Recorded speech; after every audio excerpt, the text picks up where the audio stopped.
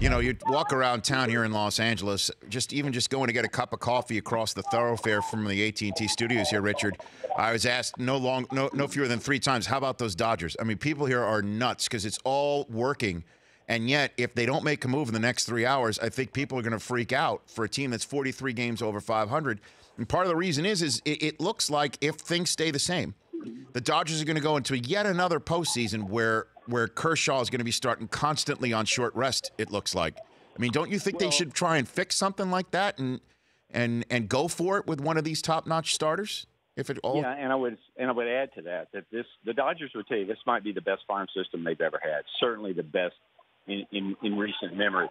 So ultimately, they can get whoever they want. They can overwhelm the Rangers and get Yu Darvish. But Andrew Friedman has always taken a long view. He would tell you that in the last 1 month, 2 months, 3 months, their rotation has been the best in baseball. But I agree, when you don't know what to expect of Clayton Kershaw, Rich Hill has had an injury history. Brandon McCarthy has had that. And Alex Wood has just not done it before. While it's the best in the regular season, you would like, I'm thinking of Justin Verlander, a guy that has a certain presence on the mound. Even you would, to me, I don't know how you feel about it, I would trade some performance just for the fact that he's Justin Verlander and he's been there and done that. No question. And plus, you got yourself a right-handed power pitcher to go along with your left-handed stud. Right. I mean, that's game 1, 2, 6, and 7 maybe right there. And we're not even talking about Hill and Alex Wood, Richard. Yeah. And the Houston Astros have a 20-year-old outfielder in AA named Kyle Tucker. He could get them anybody. And this is what these guys wrestle with. Andrew Friedman with the Dodgers, Jeff Nuno with the Astros, you wrestle with how much is it worth to put our cards in the middle of the table? If you know you're going to the World Series, that moves, you do it in a heartbeat. Not winning the World Series, going to the World Series. You do it in a heartbeat.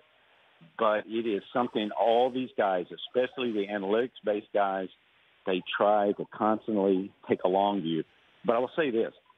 When the Blue Jays were in Houston on the trade deadline day last year, they got 5 guys. None of them would turn your head. But there was an energy in the clubhouse for that move.